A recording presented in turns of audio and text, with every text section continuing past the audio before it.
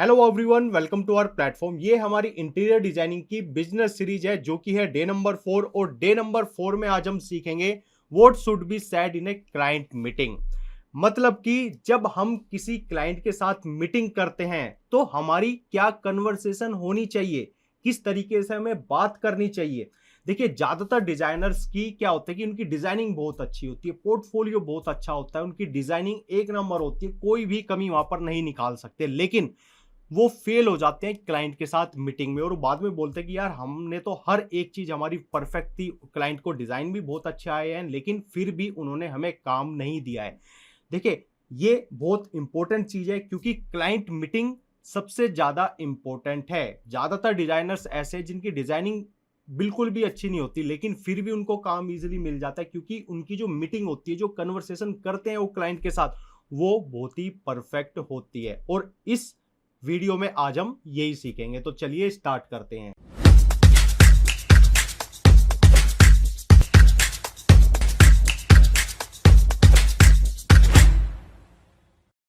देखिए, जब हम क्लाइंट के साथ मीटिंग करते हैं, हम पहले फोन पे कन्वर्सेशन करते हैं काफी, ठीक है, हम कुछ सैंपल्स उनको शेयर करते हैं, लेकिन जब बात आती है मीटिंग की तो मीटिंग में ही फाइनल डिसाइड होता है कि काम हमें मिलेगा या नहीं मिलेगा।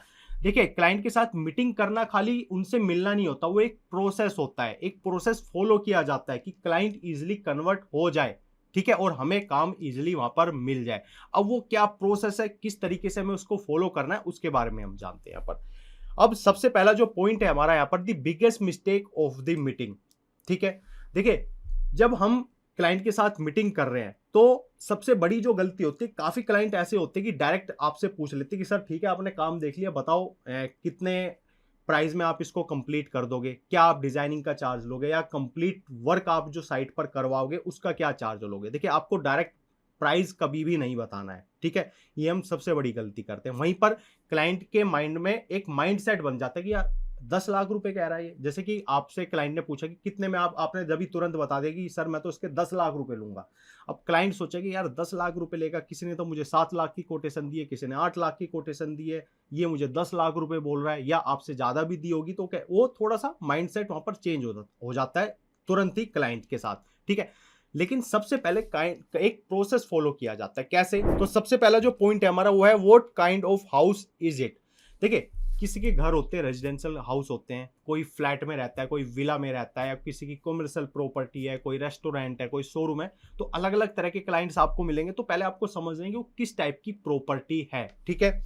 इसके बाद how many peoples there in the family, कितने लोग हैं उनकी फैमिली में। देखिए, जब भी हम डिजाइनिंग करते हैं, ठीक है, तो फैमिली मेंबर्स कितने हैं, किस टाइप का घर है, ये चीजें हमें पहले करेक्ट करनी पड़ती है, जाननी पड़ती है। उसी के बेसिस पर हम डिजाइनिंग वहां पर करते हैं। तो सबसे पहले ये चीज आपको जाननी है क्लाइंट से, तो क्लाइंट भी थोड़ा सा कंफर्टेबल हो कि पहले ये एक तरीके से मेरी रिक्वायरमेंट को समझ रहे हैं, ठीक है।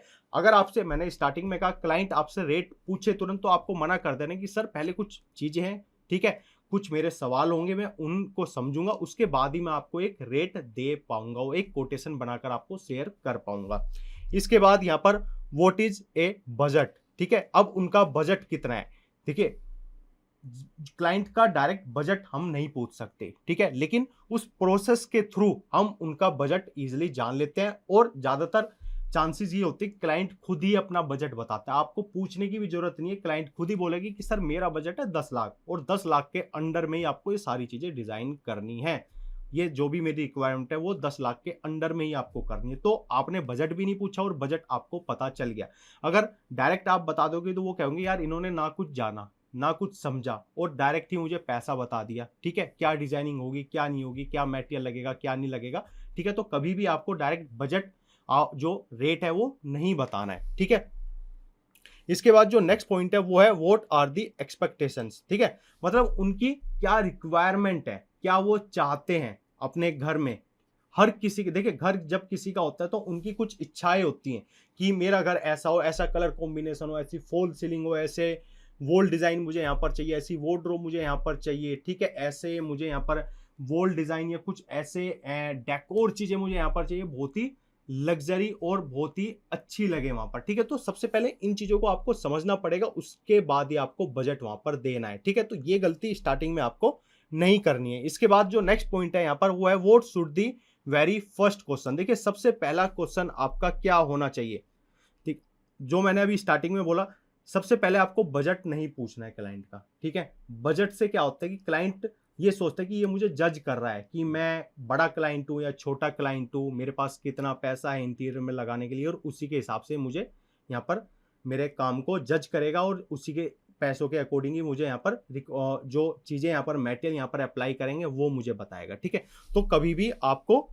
बजट स्टार्टिंग में नहीं पूछना है। तो अब आपको पूछना क्या है, सबसे पहले उनकी रिक्वायरमेंट को समझो आप कि सर आपकी इस घर में रिक्वायरमेंट क्या है, आपको क्या चीजें चाहिए, कैसा कलर कॉम्बिनेशन चाहिए सर आपको, कितनी वार्डरोब चाहिए, अगर आपको स्टोरेज की प्रॉब्लम है तो कहाँ कहाँ पर आपको स्टोरेज चाहिए, किस तरीके से आप अपने घर को यूटिलाइज करना चाहते हो, ठीक है। कितने फैमिली मेंबर्स हैं, उनकी क्या क्या रिक्वायरमेंट्स हैं, आपको थोड़ा सा लग्जरी इंटीरियर चाहिए, थोड़ा सा बेसिक चाहिए, या थोड़ा सा मीडियम रेंज का चाहिए। तो हर तरह की वैरायटी होती है। तो आप क्लाइंट को पहले इस तरीके से आपको क्वेश्चन करने पड़ेंगे, उनसे उनकी रिक्वायरमेंट पूछनी पड़ेगी, जब आप आगे वहां पर कोई भी चीज है उनको सजेस्ट कर पाओगे। इसके बाद जो नेक्स्ट पॉइंट है वो है लिसन 80% और स्पीक 20%। देखिए जब भी आप क्लाइंट के साथ मीटिंग करो तो आपको ज्यादा नहीं बोलना है, क्योंकि क्लाइंट का घर है, क्लाइंट पैसे लगा रहा है, क्लाइंट की रिक्वायरमेंट के अकॉर्डिंग ही इंटीरियर होना है, तो आपका बोलना वहां पर इतना नहीं बनता है, क्योंकि जितना क्लाइंट बोलेगा क्लाइंट का उतना ही ट्रस्ट आपके ऊपर बनेगा। ज्यादातर हम गलती क्या करते हैं, क्लाइंट कुछ बोल रहा है, अच्छा अच्छा हाँ सर ऐसा हो जाएगा, अच्छा मुझे ना ऐसी फॉल सीलिंग, अरे सर ऐसी क्या, मैं तो ऐसी इतनी लग्जरी फॉल सीलिंग डिजाइन कर दूंगा, आप कहोगे वाह जी क्या कर दिया। वो कह रहे हैं कि सर मुझे इस वॉल पर डिजाइन, अरे सर देखो ये सैंपल देखो कितने ज्यादा सैंपल है, मैंने ऐसी ऐसी, ये कभी भी आपको नहीं करना है। सबसे पहले आपको सिंपल वे में आराम से क्लाइंट की रिक्वायरमेंट को समझना है, क्लाइंट को सुनना है, वो क्या चाहते हैं, क्या उनकी रिक्वायरमेंट है, ठीक है, उसी के अकॉर्डिंग आपको चीजें वहां पर करनी है। और दूसरी चीज, जब भी आप क्लाइंट के सामने बैठो, ठीक है, तो उनसे थोड़े से क्वेश्चन आप ज्यादा पूछो कि ठीक है सर मैं इस वॉल पर डिजाइन करूंगा तो कितनी वार्डरोब आपको चाहिए, किचन आपको कैसा चाहिए, स्टोरेज आपको कितनी चाहिए यहाँ पर, ठीक है, वॉल पैनल आपको डिजाइन कैसा चाहिए, फॉल सीलिंग आपको जिप्सम चाहिए, पीओपी की चाहिए, ठीक है, वॉल पेंट जो आप कराओगे सर वो नॉर्मल करवाना है, थोड़ा सा बेसिक या थोड़ा सा लग्जरी में आपको जाना है, क्या कलर कॉम्बिनेशन है सर, क्या टेस्ट है आपका, ठीक है। और उनको बताओ कि सर मीडियम और लग्जरी इंटीरियर में थोड़ा सा ये डिफरेंस होता है, और हम आपका जो मीडियम है इंटीरियर ऐसा ही करेंगे वो लग्जरी लगे, ठीक है, क्वालिटी आपको लग्जरी में ज़्यादा अच्छी मिलती है, लेकिन जो डिज़ाइनिंग है हर एक चीज़ आपको हम जो मीडियम रेंज है उसमें भी वही चीज़ हम करके देंगे। तो इस तरीके से क्लाइंट के साथ आपको कन्वर्सेशन बढ़ानी है, एक ट्रस्ट बनाना है, क्योंकि अगर क्लाइंट का ट्रस्ट आपके ऊपर बनता चला जाएगा तो क्लाइंट आपके साथ मीटिंग वहीं पर ही क्लोज कर देगा और आपको काम इजीली वहां पर मिल जाएगा। इसके बाद जो नेक्स्ट पॉइंट है वो है हमारा यहाँ पर अंडरस्टैंड फैमिली। देखिए जब भी आप मीटिंग करते हो तो सबसे पहले क्लाइंट की फैमिली के बारे में भी आपको समझना पड़ेगा, क्योंकि घर पर किसको रहना है, क्लाइंट को और उनकी फैमिली को एक साथ रहना है। तो हर किसी की अलग अलग रिक्वायरमेंट होती है। देखिए जो ओल्ड एज होते हैं उनकी रिक्वायरमेंट अलग होती है, जो यंग लोग होते हैं उनकी रिक्वायरमेंट अलग होती है, जो बच्चे होते हैं उनकी रिक्वायरमेंट अलग होती है। तो आपको समझना पड़ेगा सबसे पहले यहाँ पर कि किड्स कितने हैं वहाँ पर घर में, बच्चे कितने हैं। इसके बाद जो पेरेंट्स होते हैं वो उनके साथ रहते हैं या नहीं रहते, या वो आप खुद ही अपनी एक सिंगल फैमिली वहाँ पर रहते हैं।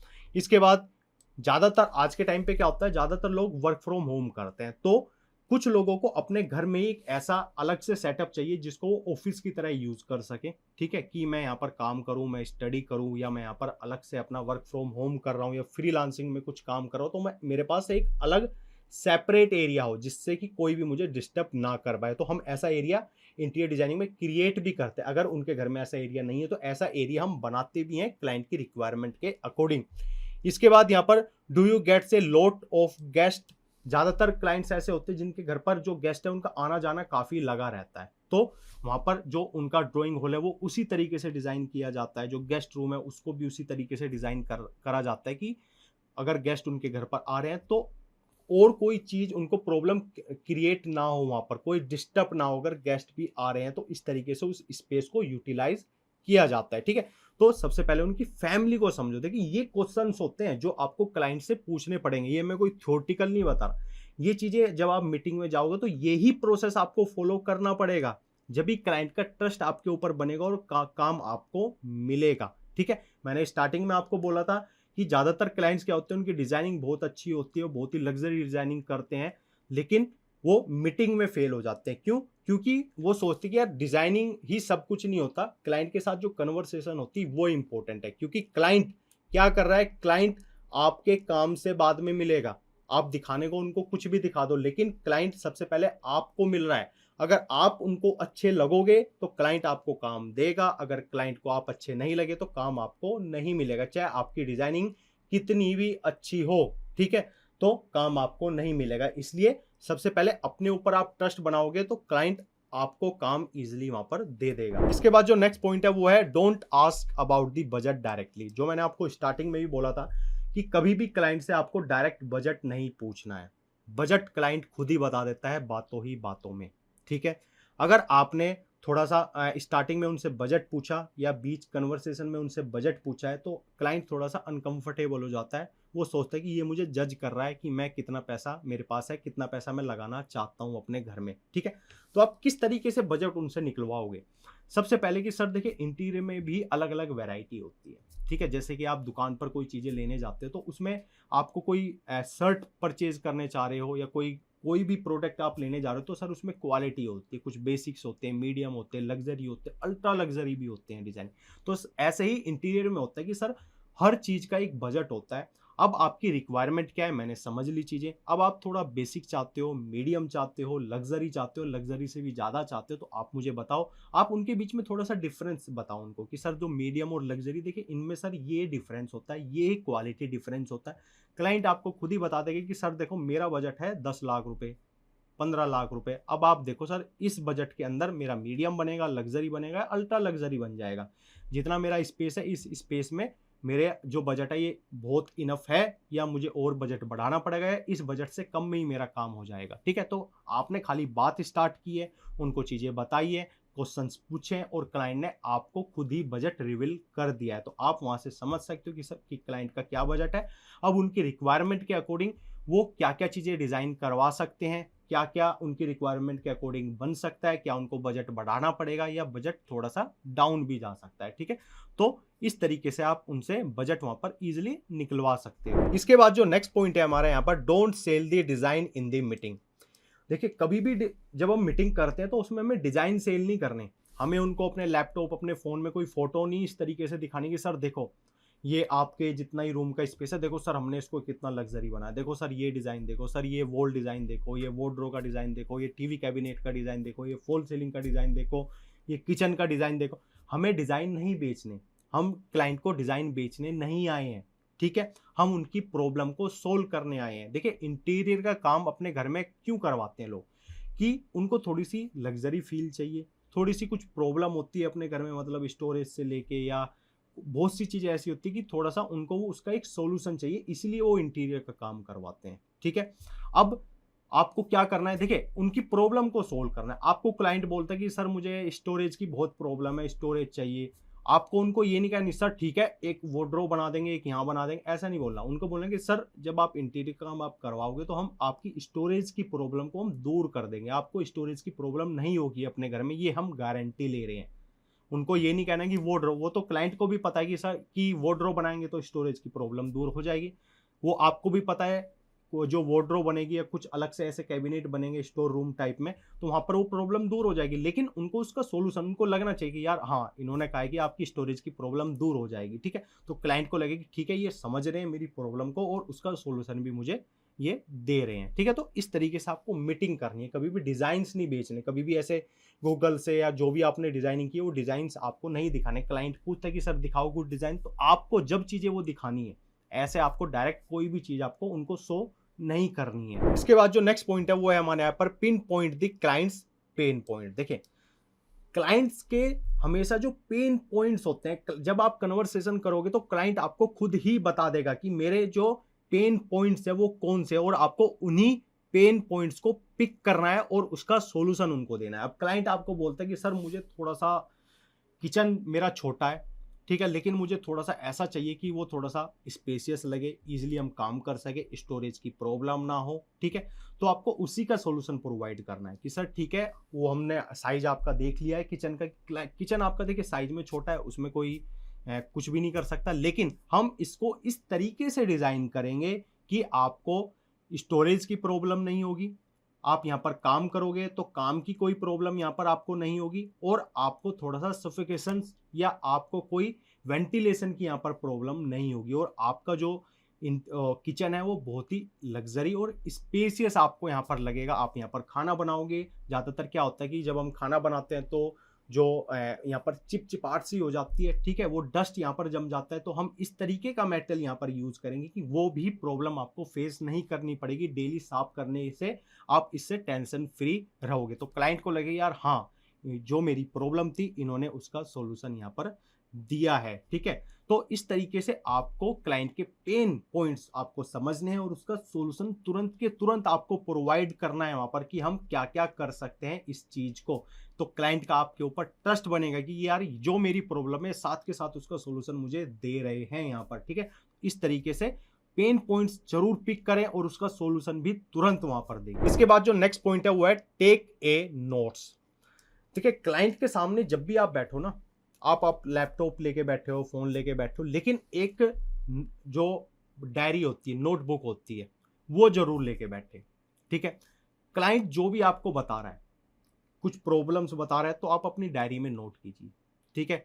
कुछ कह रहा है कि सर मुझे ये प्रॉब्लम है, मुझे ये प्रॉब्लम फेस करनी पड़ती है, उनको लिखो आप। क्लाइंट को ये फ़ील आता है कि जो मेरी प्रॉब्लम है वो नोट डाउन कर रहे हैं और ये मेरी प्रॉब्लम को ज़रूर दूर करेंगे। इससे एक ट्रस्ट बनता है, एक रिलेशन बनती है क्लाइंट के साथ, ठीक है? तो उसी के बेसिस पर आपको काम मिलता है। जैसे मैंने स्टार्टिंग में कहा, देखिए आपकी डिज़ाइनिंग कितनी भी अच्छी हो, क्लाइंट को उससे फ़र्क नहीं पड़ता है। क्लाइंट सबसे आपकी डिज़ाइनिंग को काम नहीं दे रहा, वो आप पर ट्रस्ट कर कर आपको काम देगा, ठीक है? अगर आपकी कन्वर्सेशन उतनी अच्छी होगी, वो अगर आप पर ट्रस्ट कर गया तो आपको तुरंत काम वहाँ पर मिल जाएगा। इसके बाद जो नेक्स्ट पॉइंट है वो है don't bad mouth the competitor. देखिए कभी भी जब हम क्लाइंट के साथ मीटिंग करें तो हमारे कॉम्पिटिटर होते हैं। देखिए जब क्लाइंट देखिए खाली आपसे ही बात नहीं करता, अगर उसको अपने घर का इंटीरियर करवाना है तो खाली आपसे ही बात नहीं करेगा, आपके जैसे 10 लोगों से बात करेगा, 10 डिज़ाइनर से बात करेगा, ठीक? अलग-अलग कंपनी में बात करेगा, सबसे मीटिंग भी करेगा। लेकिन अब ऐसा होता है कि हम मीटिंग में जाते हैं कि और क्लाइंट आपको बोलता है कि सर देखो मुझे इस डिज़ाइनर ने तो देखो इस कंपनी ने ये कोटेशन दिया, आप इससे मुझे ज़्यादा दे रहे हो, ठीक है? तो आपको वहाँ पर बुराई नहीं करनी कि सर वो तो इस तरीके के लोग हैं, वो इस तरीके से काम करते हैं, यहाँ चोरी-चकारी करते हैं, ऐसा मटेरियल बोलेंगे और ऐसा मटेरियल लगाएँ, ऐसा नहीं बोलना है। आपको उसका अपना, आपने अगर ज़्यादा भी बजट उनको दिया है तो आपको उसको डिफाइन करना है कि सर मेरे बजट में ये चीज़ें हैं, ये सर्विस मैं प्रोवाइड करता हूँ, इसको थोड़ा-सा मैं आगे डीपली और समझाऊँगा, ठीक है? तो इस तरीके से आपको चीज़ें करनी, कभी भी बस ये ध्यान रखना है किसी की बुराई आपको नहीं करनी है, तो आपको बस ये बोलना है कि सर देखिए डिज़ाइनिंग सब करते हैं, सबकी अपनी सर्विसेज हैं, अब आपको किसकी सर्विस अच्छी लग रही है, किसकी डिज़ाइनिंग अच्छी लग रही है, आप मेरे से मीटिंग कर रहे हो तो आप अगर मेरे साथ कंफर्टेबल हो, मेरे पर ट्रस्ट कर रहे हो या मेरी डिज़ाइनिंग से सेटिस्फाई हो और जो मैं आपको सॉल्यूशन प्रोवाइड कर रहा हूँ अगर आपको वो अच्छा लगता है तो आप मुझे काम दे सकते हो, वरना आप इन लोगों के साथ भी काम कर सकते हो, हमें कोई प्रॉब्लम नहीं है। तो क्लाइंट को ट्रस्ट बनेगा कि हाँ, ये एक थोड़े से सच्चे लोग हैं, ये दूसरे की बुराई नहीं कर रहे हैं, क्या पता दूसरे वाले ने बुराई की है और आप बुराई नहीं कर रहे हो, तो वो क्लाइंट को थोड़ा-सा आपका बिहेवियर अच्छा लगेगा, उनको लगेगा यार ये थोड़े से अच्छे लोग हैं, ये इस तरीके से थोड़ा-सा मतलब दूसरे की बुराई करके काम नहीं ले रहे हैं, ठीक है? तो ये भी चीज़ आपको ध्यान में रखनी है। इसके बाद जो नेक्स्ट पॉइंट है यहाँ पर डोंट डिफाइन द प्राइस, जो मैंने अभी आपको इसके पिछले पॉइंट में यहाँ पर आपको बताया कि don't bad mouth the competitor, और इसी में पॉइंट मैंने आपको बताया था कि अगर वो कोटेशन कम दे रहे हो और आप ज़्यादा दे रहे हो तो ये वही पॉइंट है, डोंट डिफाइन द प्राइस। आपके कॉम्पिटिटर ने मान के चलो कि उन्होंने 8 लाख की कोटेशन दी और आपने 10-11 लाख की कोटेशन आपने दी है, तो आपको कभी भी प्राइस को डिफाइन नहीं करना है कि सर मेरा प्राइस ये है, सर मैं ये दूंगा, नहीं। आपको हमेशा डिफाइन करना है कि सर देखो मेरा प्राइस ज़्यादा है, मैं मानता हूँ ये काम, जो ये काम है सेम मैं भी 8 लाख रुपए में करके दे दूंगा आपको, लेकिन मैं 11 लाख रुपए क्यों ले रहा हूँ आपसे? सबसे पहले कि सर क्वालिटी, जो मैं मटेरियल लगाता हूँ 100% जेन्युइन मटेरियल आपको मिलेगा। आप मेरे साथ जहाँ से भी आप आपको माल लेना है आप वहाँ से मटेरियल आप परचेज कर सकते हो, और इसमें मैं सर्विसेज प्रोवाइड करता हूँ। मेरे यहाँ पर साइट विजिट इंक्लूड रहती है, ठीक है? मैं आपसे साइट विजिट का कोई अलग से चार्ज यहाँ पर नहीं ले रहा हूँ, ठीक है? कि जब तक यहाँ पर काम चलेगा पूरी हमारी देखभाल में आपका काम होगा, कोई भी इशू होगा तो हम आपको बताएंगे, कुछ प्रॉब्लम होगी तो हम आपको बताएंगे। अगर कोई चीज़ यहाँ पर अच्छे से सेट नहीं हो रही है आपकी डिज़ाइनिंग में, कोई वहाँ पर उसमें प्रॉब्लम क्रिएट हो रही है, तो हम उसको दोबारा से डिज़ाइन करेंगे और दोबारा से वहाँ पर उसको क्रिएट करवाएंगे। तो आपको वो सर्विसेज ऐड करवानी है, मतलब ये आपको बताने के सर अगर मैं 11 लाख रुपए ले रहा हूँ तो मैं ये चीज़ें आपको प्रोवाइड कर रहा हूँ। आप अगर आपको ये लोग भी इस प्राइस में 8 लाख की आपको कोटेशन दी और ये सर्विसेज भी प्रोवाइड कर रहे हैं तो बहुत अच्छा है सर, आप इनके साथ जा सकते हो। लेकिन मैं सर ये सर्विसेज प्रोवाइड कर रहा हूँ तो मैं आपको जो सर्विस दे रहा हूँ तो सर मैं उसी का चार्ज ले रहा हूँ। अगर आपको ये सर्विसेज नहीं लेनी है तो मैं भी सर 8 लाख रुपए में आपका काम कर कर दे दूंगा और इससे कम में भी मैं करके दे दूंगा। अगर आपको क्लाइंट ही कन्वर्ट करना है तो आप उससे कम प्राइस की कोटेशन देके उन्हें भी कन्वर्ट कर सकते हो। लेकिन आपको सबसे पहले आपको बताना है कि सर अगर मैं 11 लाख रुपए ले रहा हूं तो मैं आपको क्या क्या चीजें दे रहा हूं, क्या क्या चीजें प्रोवाइड करवा रहा हूं। तो इस तरीके से आपको अपनी सर्विसेज एक्सप्लेन करनी है, खाली प्राइस को डिफाइन नहीं करना है। इसके बाद जो नेक्स्ट पॉइंट है वो है how do I and the meeting. देखिए जब मीटिंग एंड हो जाती है, आपने क्लाइंट की रिक्वायरमेंट को समझा, उनको जो भी सॉल्यूशन थे वो प्रोवाइड करे हैं, ठीक है। अब एंड कैसे करना है कि आपको डायरेक्ट देखिए क्लाइंट को वहीं पर रेट नहीं देने, आपको उनको बोलना है कि सर ठीक है मैंने आपकी रिक्वायरमेंट को समझा, आपको क्या चाहिए, किस तरह का इंटीरियर आपको चाहिए, क्या मेटल क्वालिटी आप चाह रहे हो, आपकी फैमिली रिक्वायरमेंट्स को मैंने समझा कि सर ठीक है मुझे आज का टाइम दीजिए, मैं एक प्रॉपर कोटेशन बनाकर आपको मैं शेयर करूंगा और उसी के बेसिस पर मैं यहाँ पर क्या क्या सर्विसेज हम प्रोवाइड करते हैं, क्या मेटेरियल हम प्रोवाइड करेंगे, क्या रेट होगा, हमारी डिजाइनिंग का क्या चार्ज होगा, मैं पूरी की पूरी एक प्रॉपर कोटेशन बनाकर आपको मैं शेयर करूंगा जिससे कि आप हर एक चीज अच्छे से समझ पाओगे, आपको कोई भी डाउट नहीं रहेगा। अगर फिर भी कोई आपका डाउट रहता है तो आप हमसे कनेक्ट कर सकते हैं, मैं आपको कॉल करूंगा तो आप जो भी प्रॉब्लम हो तो आप उससे डिस्कस वहां पर कर सकते हो। तो क्लाइंट होगा कि ठीक है ये एकदम स्टडी कर कर मेरी रिक्वायरमेंट को समझ कर एक प्रॉपर कोटेशन मुझे देंगे और जब भी मैं आगे यहाँ पर डिस्कस कर पाऊंगा। तो इस तरीके से आपको मीटिंग वहां पर एंड करनी है। बस ये नहीं करना कि सर ठीक है चलते हैं, मैंने देख लिया कि सर आपका 10 लाख रुपए का खर्चा है, इतना आपका आएगा, ऐसे कभी नहीं करना है। इस तरीके से आपको, क्योंकि कन्वर्सेशन एकदम स्मूथ लाइट आपको वहां पर रखनी है, क्लाइंट का ट्रस्ट आपको बनाना है। अगर ट्रस्ट आपके ऊपर बन गया तो क्लाइंट आपको काम देगा ही देगा। इसके बाद जो नेक्स्ट पॉइंट है वो है फॉलो अप सीक्रेट। देखिए ज्यादातर क्लाइंट्स ऐसे होते हैं कि आपने आज क्लाइंट से मीटिंग करी लेकिन अभी वो क्या कर रहे हैं, मार्केट में और भी डिजाइनर्स के साथ मीटिंग कर रहे हैं, कंपनी के साथ मीटिंग कर रहे हैं, उनको घर पर बुला रहे हैं, उनसे कोटेशन मंगवा रहे हैं। लेकिन आपको ये नहीं कि आपने क्लाइंट से मीटिंग करके आया और रेट दिए, उसके बाद आपने फॉलोअप, एक बार फॉलोअप लिया, दो बार लिया तो आपने छोड़ दिया, नहीं। जब तक क्लाइंट किसी को काम नहीं दे देता है जब तक आपको फॉलोअप जरूर लेना है कि सर क्या हुआ, कुछ प्रॉब्लम हो तो सर बताइए, कुछ डिजाइनिंग में कुछ दिक्कत आ रही है या कुछ और आपकी रिक्वायरमेंट है, बजट आपको ज़्यादा लग रहा है तो हम बैठकर दोबारा से डिस्कस कर सकते हैं। तो इससे क्या रहता है कि क्लाइंट के माइंड में सेट रहते हो आप कि ठीक है यार ये लोग मुझसे डायरेक्ट कनेक्ट कर रहे हैं, मेरा फॉलोअप भी ले रहे हैं और मुझे फोर्स भी नहीं कर रहे हैं काम के लिए, बस आपको फॉलोअप लेने की, सर क्या हुआ, काम के बारे में बताइए सर। तो इस तरीके से आप एक कैजुअल डिस्कशन या व्हाट्सएप पे कुछ चीज़ें शेयर, हेलो हाय, ठीक है, कुछ ऑफर्स आप भेज सकते हो उनको व्हाट्सएप पर, कभी कभी, डेली नहीं भेजने, 3 4 5 दिन में आपको कभी कभी वो चीज़ें आपको भेजनी। काफ़ी लोग ऐसे होते हैं कि उनको 6 महीने बाद काम करवाना है लेकिन वो पहले से ही क्या करते हैं, सारी डिजाइनिंग लोगों से मिलना जुलना स्टार्ट कर देते हैं। तो इस तरीके से फॉलोअप, आज काम नहीं मिलेगा लेकिन बाद में उन काम आपको जरूर मिल जाएगा। इसके बाद जो नेक्स्ट पॉइंट है वो है what is the client looking at.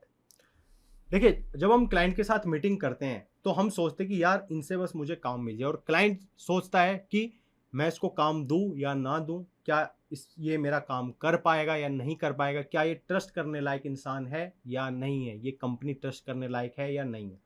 तो आपको बस क्या करना है, बस उनका ट्रस्ट गेन करना है, उनकी रिक्वायरमेंट को समझना है, उनसे वो फॉलो अप उनसे लेना है, उनके जो भी उनकी प्रॉब्लम थी उसका सॉल्यूशन उनको प्रोवाइड करना है, एक परफेक्ट कोटेशन उनको शेयर करनी है। तो आपका जो ट्रस्ट है क्लाइंट का वो आपके ऊपर थोड़ा सा बनना स्टार्ट हो जाता है, ठीक है।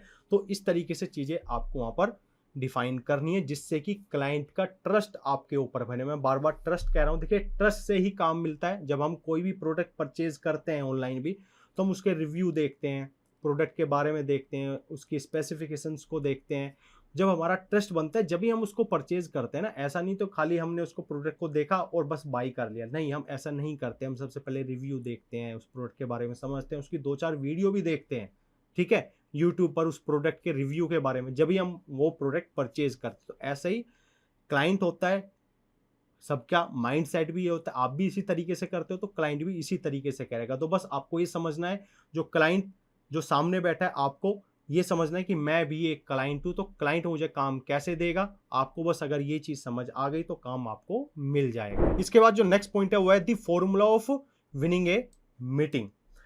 देखिए, अगर आपको मीटिंग में मतलब जीतना है, आपको काम लेना है, तो आपको क्या करना है, आपको उनको ये समझाना है कि सर हम जो डिजाइनिंग करते हैं वो आपके घर की डिजाइनिंग नहीं करते, हम आपके लाइफस्टाइल, आपकी रिक्वायरमेंट को समझकर, आपके टेस्ट को समझकर, क्या आपको चाहिए अपने घर में, क्या नहीं चाहिए, किस चीज़ से आपको प्रॉब्लम होगी, हम उन चीज़ों को समझकर यहाँ पर हम डिजाइनिंग करते हैं। उसी तरीके से आपके प्रॉपर घर का हम इंटीरियर करते हैं। हम खाली घर का इंटीरियर नहीं करते, हम क्लाइंट को समझकर, उनकी रिक्वायरमेंट को समझकर यहाँ पर घर का इंटीरियर करते हैं, क्योंकि पैसा आपका है, रहना आपको है, तो हर एक चीज आपके ही अकॉर्डिंग यहाँ पर होनी चाहिए, हमारे अकॉर्डिंग नहीं, आपके अकॉर्डिंग होनी चाहिए। तो यहाँ से ट्रस्ट बनता है और काम आपको मिलता है। इसके बाद जो नेक्स्ट पॉइंट है यहाँ पर वो है what should absolutely not be done. देखिए, जब हम मीटिंग करते हैं तो क्या क्या चीजें आपको नहीं करनी है उनके बारे में हम बात करते हैं। सबसे पहले कि देखिए, लेट तो आपको कभी नहीं जाना चाहिए मीटिंग पे। जो आपको टाइम दिया उससे 5-6 मिनट 10 मिनट पहले जा सकते हो, या 2-4-5 मिनट लेट हो सकते हो। ज़्यादा लेट की, आपको 12 बजे बुलाया तो आप 12:30 या 1 बजे वहाँ पर जा रहे हो, ऐसा आपको नहीं करना है, क्योंकि क्लाइंट ने आपसे आपको मीटिंग का टाइम दिया है, तो वेट कर रहा है, उस टाइम पर आपको वहाँ पर पहुँचना है। ठीक है, तो ये गलती तो आपको कुछ भी करो तो नहीं करनी है। इसके बाद just state the rate directly, मतलब जो मैंने आपको बताया, कभी भी डायरेक्टली रेट आपको नहीं बताने क्लाइंट को। ठीक है, उनकी रिक्वायरमेंट समझकर एक कोटेशन उनको बाद में शेयर करनी है, उस दिन भी आपको मीटिंग में भी आपको रेट नहीं बताने हैं।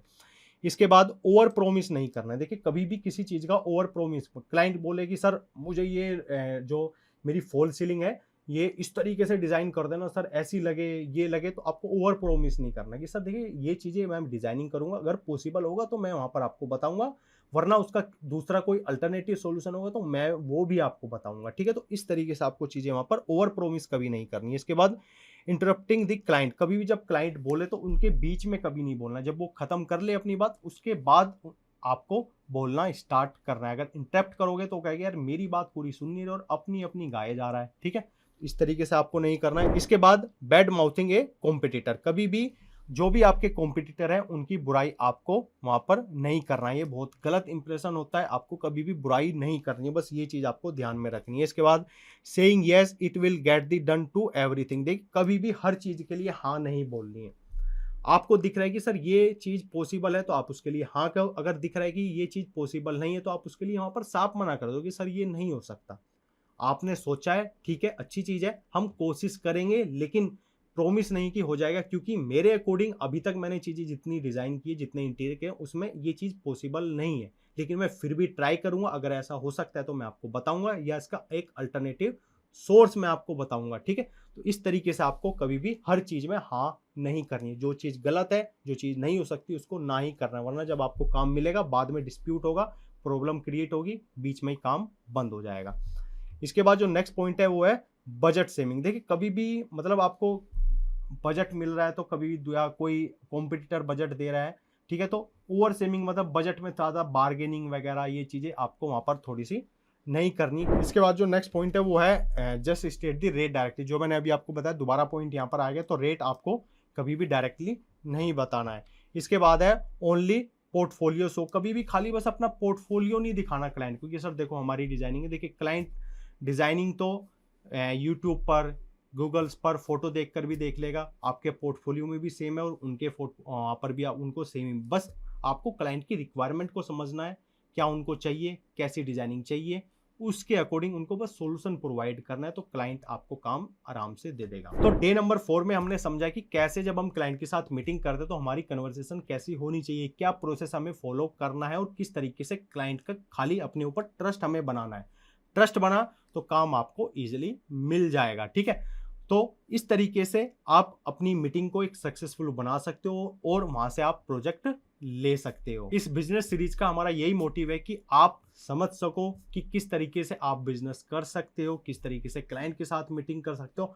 हर एक पॉइंट इस सीरीज में मैं यहाँ पर क्लियर करूंगा। और मैंने स्टार्टिंग की जो इंट्रो वीडियो थी उसमें बताया भी था कि इस सीरीज में हमारे क्या क्या पॉइंट्स रहेंगे, किस किस पॉइंट्स पर हम बात करेंगे।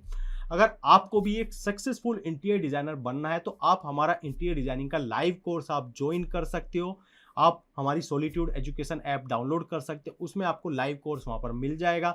अगर कोर्स से रिलेटेड आपकी कोई भी क्वेरी है तो आप हमें नीचे दिए नंबर पर हमें कॉल कर सकते हो और अपना डाउट क्लियर कर सकते हो। तो इस वीडियो में इतना ही। Thank you so much. Video अच्छी लगी तो लाइक करें, चैनल को सब्सक्राइब करें।